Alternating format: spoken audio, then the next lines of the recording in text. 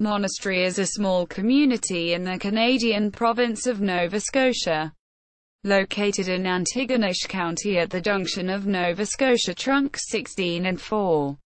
St. Augustine's Monastery was located in Monastery, replacing an earlier Trappist monastery. Our Lady of Grace Monastery, an Augustinian monastery, is located in Monastery. Monastery Railway Station was operated by Canadian National Railway Company and later by Via Rail, but is no longer served by passenger trains. Monastery. Destination Nova Scotia. Archived from the original on 12 August 2007.